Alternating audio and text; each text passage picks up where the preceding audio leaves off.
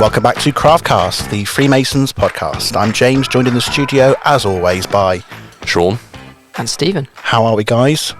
Well, yeah, really good, actually. Feeling good, looking forward to today's episode. Have you been busy of late? Yeah, always busy, but, you know, that's all good, that's all fun. I mean, not as busy, I should add, by the sounds of it, as young brother Watley over there. Yes, Mr. Stephen, you've been up to a few things and are going to be up to a few things. Indeed. Dissertation writing, first and foremost, and much to Sean's dismay, it is an interesting dissertation, I promise. Sure. And also fencing a lot, preparing for the upcoming British University and Colleges Sports Championships, individual championships, next weekend, which I'm very much looking forward to. Brilliant. Well, good luck with that. Thank you very much. Might bring need it. Bring it home. Yeah, I will. It's coming home, isn't it? Sure. Let's say. We'll go with coming yes. home. Let's say yes. Brother Dalton, how are you? I'm good. Recently back from a trip to the United States, another work trip. Brilliant. Sort of 2 weeks over there, and whilst I was over there, actually got a very unique opportunity to talk on another Masonic podcast. Ooh. So this is a podcast called the Travelling Man Masonic Podcast, which is produced and presented by Worshipful Brother Jim Hall from East Palestine in the Grand Lodge of Ohio. Brilliant. Now, it's an unofficial podcast, but we had a great sit-down conversation for about 90 minutes. Oh, wow. Talked a little bit about how I got into Freemasonry, how is Freemasonry, but then also about Craftcast. So hopefully, if you've listened to it and you are in the United States, welcome to Craftcast. Hello, Brother Jim. So, Sean, what are we going to be talking about today? Yes, I suppose we should probably get on with it, shouldn't we? So, for those of you that are unaware, the United Grand Lodge of England has recently held a special meeting of Grand Lodge at the Grand Temple here in Freemasons Hall, at which we celebrated the tercentenary of the 1723 constitutions. Now, we'll bring this up again later, but there will actually be a limited series podcast released on this very topic, on the 1723 constitutions, which will provide a real deep dive into history and all the different elements that are encapsulated within the celebrations that are going to be coming up this year. But we thought, as a nice little teaser, we would interview Dr. Tim Myatt, who is the head of special projects at UGLE and who has been project managing the celebrations. So, let's get to it.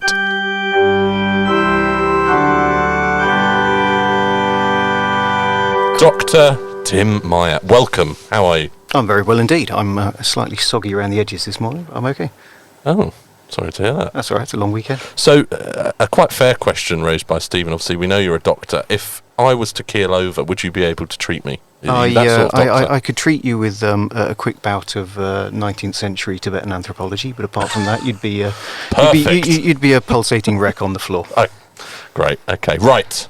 The 1723 constitutions. Obviously, you are the head of special projects. So, just to be clear, you don't want to know about 19th century Tibetan anthropology? Maybe in the future podcast. Okay, we'll come back to that. Maybe in a future podcast. Okay. But for the purpose of this, you are the head of special projects at the United Grand Lodge of England, and you've been project managing the celebration of the tercentenary of the 1723 constitutions. For our listeners that maybe aren't aware, can you give us a quick view of what they are, please? Okay, so top-down view. They were, or in fact still are, a radical statement of Enlightenment beliefs. They're very much a product of the time and the values of the authors. They bear really only passing resemblance to the Book of Constitutions that you get given as an initiate today. That's really involved into basically a selection of rules and regulations. But through them, Freemasonry was allowed to evolve as an organization that advanced basically the Enlightenment agenda. That's the headline. It advanced the Enlightenment. It championed aspiration and basically was opposed to absolutism. They sort of had principles that included sort of a constitutional government, religious tolerance, the promotion of education and science, and a world that was interpreted through rational observation rather than through religious diktat. That's essentially what they were. Mm-hmm. It's a rule book. It's a set of guiding principles for Freemasonry as it developed from the 1720s onwards. Definitely a product of the time that they were written in, as you say. Absolutely. And can you give us some insight into who it was that authored them? Was it a particular individual? Was it a group of people? there were essentially three main authors of these constitutions, and they both took on different parts of the text. You've got John Theophilus Desaguliers. So he was born in just outside La Rochelle in France to a Huguenot family. Now this is important because of the context that these documents were written in. He was a Huguenot, so a Protestant, and his family fled France basically that year. They came settled in the UK. He was admitted to Christ Church in Oxford and read divinity. And was also an experimental sort of naturalist and philosopher. He studied under a chap called John Keel. Now, Keel was important because he introduced Desaguliers to Isaac Newton and also to the Duke of Chandos. Heard of him.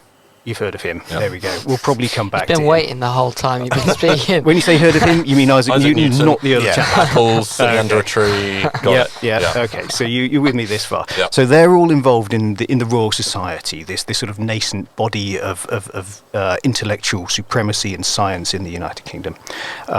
He basically, this boosted his career enormously. He was elected a fellow of the RRFS, and it led to this sort of wealthy, well-connected, entrepreneurial world for him. He gave lots and lots of scientific lectures. Desaguliers, he basically lectured on the physical properties of gases, on optics, on the orbits of the moons and the planet, that sort of thing. He was also Grand Master of the Grand Lodge in 1719, and he basically reworked the Masonic charges, altering the ritual. It's possible that he also introduced the third degree to Freemasonry in 1723. But yeah, he's basically responsible for the charges. You've then got a chap called George Payne. Now he was born in Chester. And he was a magistrate. He was the more sombre, the more sort of traditional sort of chap. Less radical, yeah. He worked at the tax office, essentially. And he we do love them. wiggled his way up his career over a period of about 40 years to end up as basically secretary to the tax commissioners. He was involved with the construction of Westminster Bridge. Now that was a project that was also heavily influenced by Freemasons and early Masons, and he ran the Westminster Bridge lottery. So this was how they basically funded it. They had a lottery. He was the second and fourth Grand Master of Grand Lodge, and he wrote the regulations. So you've got Desaguliers, who wrote the charges, you've got Payne, who wrote the regulations, and then you've got James Anderson. Now you ask anyone who wrote the constitutions of the Freemasons, and everyone says James Anderson. He didn't. He wrote a relatively small part of it. But anyway, James Anderson was basically from Aberdeen. He was ordained into the Church of Scotland before travelling to London to take up ministry here. There's quite a lot of reference to his having lost quite a lot of money and status through the South Sea Bubble. I'm sure many of you and many of the listeners have heard of the South Sea Bubble incident. He basically wasn't the author of much of the text, and he's identified actually in the text really almost as an afterthought as the author on page 74. But he did write the traditional histories. Now, for those of you who want to go back to this, it basically traces Masonic history all the way back from Adam, who he refers to as our first parent, and it basically is a long catalogue of made-up history, traditional history, if you like, that served to sort of add legitimacy and demonstrate continuity, which was important for this very early, very nascent, very sort of immature organisation that sought to root itself in traditional history. So that's the bit that he's responsible for. So between that kind of makes triumvirate, sense that religion sort of comes into there's certain religious terms at least that are noticed in different parts of the traditional history, very because much he was so, obviously a minister himself. Yeah, absolutely. Could I just, in terms of separately to the facts, why is the constitutions important today? 300 years later, how are they? Obviously they've changed, as you said. There's been adaptations. What is obviously, so I'm not doubting how special it is. What is so special, though, about these constitutions? What made them so different to what was there beforehand, and why are they so relevant today? Sure. So basically, these constitutions gave Freemasonry its hallmarks. It gave them the founding principles on which we stand. And because they were so radical, because they were so different, because they challenged the status quo of the period, it was immensely important throughout the world over the last 300 years. But they're also the rock on which we've built our house, right? Religious tolerance. This was a vastly different idea in the 1720s. It was meritocratic, and it was aspirational at a time when really birth and wealth determined your success and your outcome. Yeah. Which is a value that still absolutely it required sort of high standards of interpersonal civility. So how you kept yourself, what your upright men and stature. Was really important to them. It promoted this scientific and artistic education at a world when education was limited and frankly limited to a few and limited in its scope. And it basically promoted societal and personal self-improvement, which is something that we continue to strive to do. So if it wasn't classist, it wasn't prejudiced, it was absolutely it was what Freemasonry is, which is equal to all, basically. Absolutely. Yeah, and this challenged the world around them, and it continues to challenge the world today. It's interesting you talk about James Anderson, actually, because sometimes you hear it colloquially referred to as the Anderson Constitutions. That's right. Even though that's not actually what it's called. Do you have any sort of insight into why he seems to have been the most synonymous name with it, even though, as you mentioned, he was probably the minor party of the three? In all honesty, I don't. But I know in a few weeks' time you've got a man called Dr. Rick Berman coming on this show, who is very definitely a Masonic historian, as opposed to a sort of errant Tibetologist, and I'm sure he'll answer that question much more fluently. Well, actually, and James, that's a good opportunity to say that although we are here on Craftcast, imminently, in fact, at the time that you are listening to this podcast, it is likely to already be available. We have also recorded a limited series of podcasts called the 1723 podcast, which answers that very question. And we interview Martin Cherry, who's obviously the librarian in the Museum of Freemasonry. We speak to Dr. Rick Berman himself, and a number of sort of noted Masonic historians about the tercentenary and about that sort of finer detail of who these people were, what was their offering to this special event in our history. And yeah, I would encourage you to listen to it. UGLE YouTube channel. Check it out. Go and check it out. I definitely need to give that a little listen and watch. Yes, you do, James. I'm disappointed you haven't already, actually, to be honest with you. I've been very busy. Have you now? Oh, yeah, your 4 meetings. Yeah. Okay, well, anyway, to interrupt that squabble. Yeah. I mean, to go back to the original question, Anderson, in all things with history, you've not got to look at just the one document. You've got to look at what came afterwards and how it got reinterpreted. Now, Anderson did get employed at later stages to rewrite bits of the constitutions, which he did.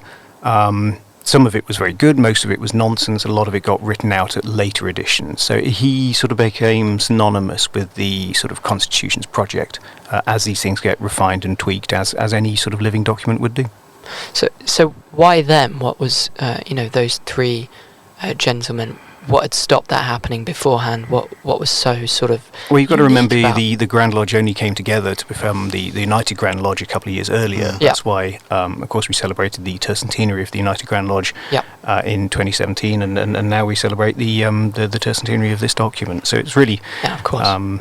It wasn't immediate. The one didn't give birth to the other, but it was a couple of years difference, and then this came on. In terms of what made those three men special, as in, for example, now if you were to, I think, write something like that, it would be open to a lot more discussion in terms of, that we've got the Board of General Purposes, the rulers and everything. Yeah, but I mean, I guess someone who's been trained by Isaac Newton, a magistrate, these, I guess, were... Yeah, I mean, these guys were academic big hitters. Yeah. You've got a man of the cloth. So they're academics is the answer, yeah, basically. Of course, yeah, you've got a magistrate, and they're respectable.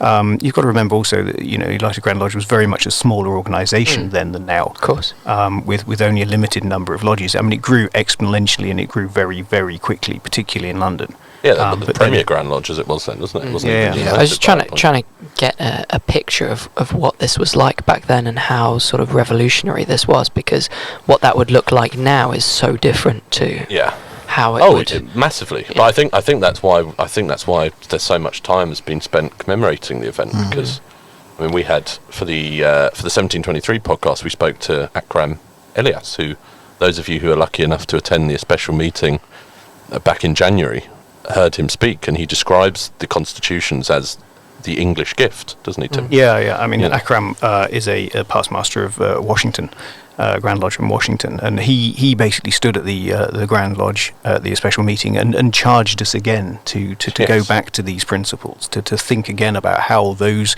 tools that we have inherited, these principles that we've inherited, can be applied to the challenges and questions that face us now, and sort of mapped out in a very brief way how in the United States, how that has been continuously the case. You know, every generation of Americans has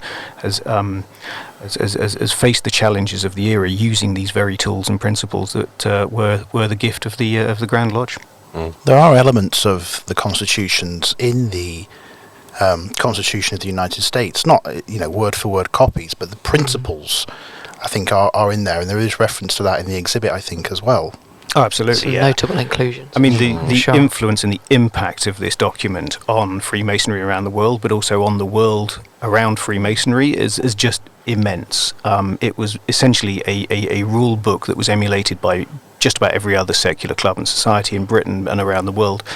Let's list them, okay? Election of officers subject to democratic accountability, one member wielding one vote, majority rule, orations by elected officials, national governance, written constitutions. These are the sort of the hallmarks that were the product of those principles that we talked about earlier. In America, Benjamin Franklin took these constitutions out in 1734, and he paid for them privately to be reprinted word for word. And you can almost copy paste from the constitutions into the Declaration of Independence, into the U.S. constitutions. They share those Enlightenment hallmarks, and they focus on freedom, justice, separation of powers, constitutional government, and religious toleration. That's where America started.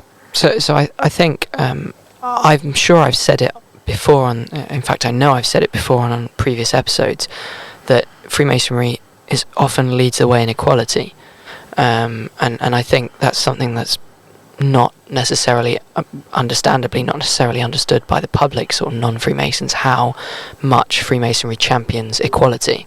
And I think that's probably seen even by a lot of current Freemasons as a very current modern day thing, that we lead the way in equality, but actually almost what Freemasonry is about and what these constitutions represent is that this has happened since the very start. Yeah, we've been doing it for 300 years. That leading that and that influence they've had on the outside world of leading that way in equality and making sure you do things the right way in the principled way. And I think that's probably quite an important point that a lot of certainly young Freemasons probably won't be aware of. So. Absolutely. No, I mean, if to some things, if the tercentenary celebrations of the United Grand Lodge in 2017 were about telling the world about what Freemasonry is, what we do, how we do it, and why it's important to us. These celebrations are really for Freemasons to learn more about their history and to feel proud of the organisation which they belong to. These are important principles, and Freemasonry and Freemasons should be proud of them. Well, and seems as you say that, if you are listening to this and would like to find out more, as Sean said earlier, there will be another podcast and I think a YouTube video as well to go and watch. Yeah, the YouTube video. The YouTube video that was played in the special meeting, which was, it was amazing, wasn't it? Yeah, it's a remarkable pulling together of the various different narratives of this and writ large upon screens. That was produced by Matthew Mitchell and Circadian Productions for us for the special meeting. That's available on YouTube as well. Well worth a watch. Mm-hmm. And the sort of entry level of that is quite open to all. Mm-hmm. It's easily understandable, and it's got some good humour in there as well. I mean, there's a third resource.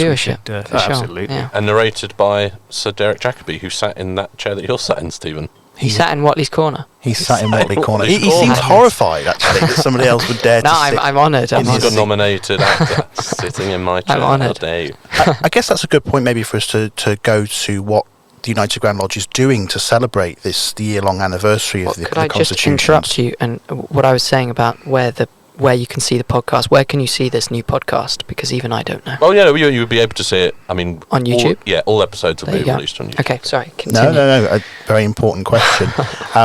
We're in this year of celebration of the constitutions, and we've referenced the special meeting that happened and the Inventing the Future video. But there is an exhibition.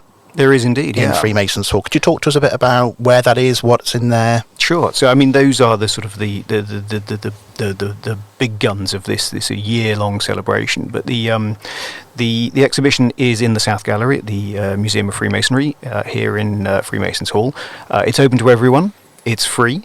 And it basically maps the story of these constitutions through the context, sort of where the world in which these were born, the content, as we've gone through in this podcast, what the actual document says and why that's important, and then the consequences of that as it evolved across Europe, as it spread to America, its deep impact in Latin America through the likes of Bolivar and San Martin, and then basically all the way across Europe, be it France, Germany, Netherlands, Italy, Sweden, Norway, Denmark, Portugal, Spain, and then sort of its explosion globally. Context, content, consequences. It's in the South Gallery. It's here for a year, so it'll probably close sometime in December. It's well worth a watch. Are there any particularly favourite pieces in there of yours that you think are well worth of note? There's some fun bits and pieces in there as well. There's a lot of content from some of the early lodges that we've gathered together for the first time. We've got some of the old charges, the sort of medieval documents that these constitutions were based on, and why this was a radical departure from those documents, and they've been displayed for the first time. We've got some items that sort of spread the story of the building of the temple and the building of these principles and the building of this construct that is Freemasonry. Wren's Mall is always a good one, the sort of heavy setting mall that Wren was supposed to have used to lay the foundation stones for the new St. Paul's. My favourite actually is a much later painting. It's actually sort of end of the 1800s, but it's a painting of Desaguliers holding the constitutions under his arm and looking particularly smug in a powdered wig. It's quite fun. Like when you do a piece of ritual really well, yeah, you're just proud of yourself. Yeah. Look at what I have created. I think probably my favourite bit about the exhibition is quite interactive, isn't it? Yeah, so it's a departure from our usual exhibition format. There are some large screens in there for the first time, and there are some overhead sound showers, which are sort of unidirectional sound showers, which are enormous fun to play with. So you can bounce sound around the gallery. So it's a lot more interactive and immersive. And we've actually Apollo Lodge singing the Mason song. Well, that's one part of these constitutions that we haven't touched on thus far. The last part of them is in fact a collection of Masonic songs. Now, song and music was an integral part of society and life, really at all stratas at the time of these products being written. Would that be because of literacy in terms of obviously music everyone can understand, but not everyone necessarily at that time was literate? That's probably true. A lot more people played instruments, and singing was an everyday part of life. It was the sort of thing that you did in taverns, but you also did it in court circles as well. And Masonic songs was a natural expansion of that. Songs like the Entered Apprentice song go right the way back to these early constitutions. And in fact, songs became such an important part of it. That by sort of 1731, there's people published a volume containing nothing but Masonic songs. It's called A Curious Collection of the Most Celebrated Songs in Honour of Masonry. That is a long title. Which could probably do with being edited down now. And later editions of the constitutions, they were frankly paid for by the word. So there are enormous collections of songs. So by the 1750s, you've got sort of the third edition that's got 50 pages of songs in the back of it, most of which is total tripe, but there's a few gems in there still. And now you're obviously going to give us a rendition. Absolutely. Just let me get my hoodie out and we can. Well, can I ask a slightly different question? Of course. Your job here at UGLE is Special Projects Manager. Have I That's got right. that right? Yeah. So, I'm interested to know what that entails, and would you be able to sort of tell us that through the lens of this particular project, what was involved. That's obviously a massive project that you had to pull so many different aspects of what was going on for the celebrations for the whole year, but also the special event, the special meeting, the YouTube video, all of it. Sure. Could you sort of tell us a little bit about how you pull something that large scale into one Well, I mean, event? people talk about spinning plates. I've frankly got a spinning dinner service. There's a number of different elements to this and strands. Obviously, there's the exhibition, which is the jewel in the crown of this. That's required an awful lot of work by the team here in the museum and library, to which I'm immensely grateful. It's also required, a complete rebuilding of the South Gallery. So a lot of the maintenance teams and the tech and the ITs and the electricians have all been involved with that as well. We've had the special meeting, which was, a small gathering for 1,670 brethren, followed by lunch for 770. Very small. Which, required some logistical gymnastics as well. We've got a range of merchandise going on, which is available now and in the shop. Do check it out. There's some quite fun items there. Really, price points from small takeaway tokens right the way through to the 1723 gin, which was a lot of fun to create as well. That's gone back to an early style gin. Did you test it out? Is that I what did, you're saying? yes. So these things need taste testing. You need to make sure it's of sufficient quality. Absolutely, of course. yeah, and then keep testing it. So we've got a range of merchandise available. There's been pop-up shops. We will have a conference in September in one of the colleges in Cambridge. That will be very much more academic. Masonic history and academia is at a vast field these days. And people care passionately about this particular subject. So it's going to have a 3-4 day conference over in Cambridge. Wow. There will be celebrations in the United States as well and in France. And there will be sort of regional and provincial lectures, both by Akram as the Bristolian lecturer for this year, but also by Rick and by others. And we're hoping for sort of Masonic regional engagement through the museum networks and through the RCGs and things like that as well. So delegation essentially through the incredibly long-reaching branches of UGLE in terms of the wide variety of things that you're offering for this. Yeah, that's right. I mean, it's been a team of, one. Yeah. For much of this, but we're very lucky to be able to draw on the support of like the comms team, like the maintenance team, like the museum team, the shop. This is really sort of cast netted so many different departments of UGLE that it's been an all up crew, all weather exercise, and it's been quite successful thus far. Dr. Tim Meyer, as always, an absolute pleasure. Thank you for taking the time. You're kind indeed. Thanks for having me on the show. Well, gentlemen, that was very interesting, wasn't it? 1723 constitutions.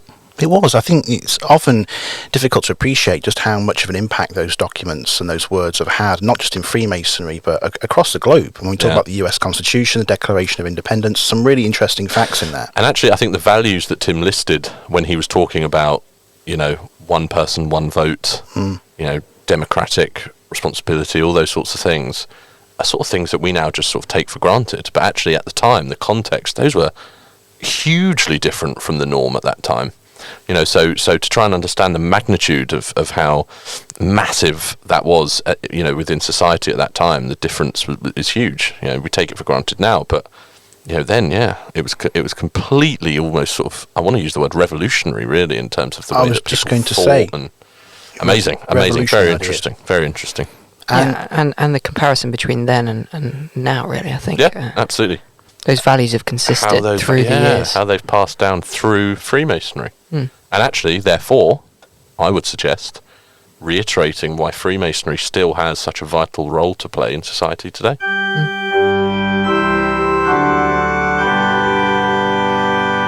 Right, so as per usual, this is the time in the show where we are going to reflect on some great emails, some tweets and whatnot that you guys have sent us in, and we are going to read them out. So, Brother Watley, over to you. Some listeners' input for this afternoon. Absolutely. From Brother Ashley Dunnicliffe, from Marlow Bridge Lodge, number 8616. He says, "Afternoon, guys. I firstly want to say that I'm really enjoying the podcast. It's always lovely when they start with that. I think. Absolutely. Thank you very much. I'm glad you're enjoying it. This episode was particularly good. I believe he's talking about the Young Freemasonry episode. Yeah. I'm 42, but have only been in Freemasonry since October 2021. I've loved every minute, and within my first year, already delivered the working tools and the charge to the initiate as an entered apprentice. Congratulations. Wow. That is a lot. Nice. So, yeah, well done. He's done this on a few occasions now, and now been roped into helping another lodge. As you do. Yeah. Standard. Sounds about right. If you're good at doing the charge after initiation when you've only just joined, you are going to get roped into a lot of volunteering. All of in it. Freemasonry. Yep. Yeah, all of Well it. done, Brother Ashley. Like what was mentioned in the podcast, I joined Freemasonry because I struggled to speak in front of people and to have conversations with people outside of my working environment. Freemasonry has definitely helped me with both of these aspects, but I think I still have a long way to go. He then goes on to tell us about more ritual he's learning, secondary degree tracing board and tools, and that he's still not done his third degree yet, but that's being done very soon.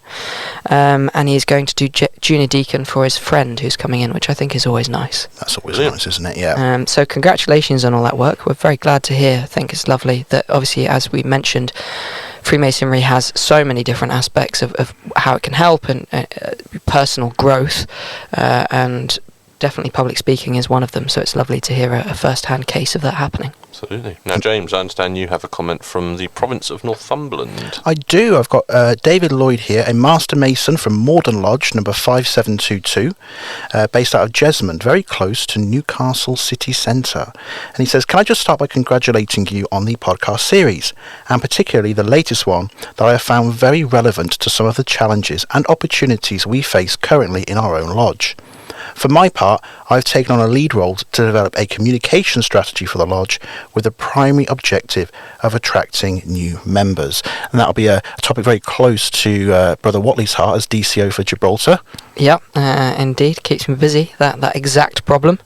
Feel free to contact me if you ever need any advice, though I'm sure, obviously, with Sean's comms hat on, he's probably even better person to contact. But Or Marta, indeed. Sorry.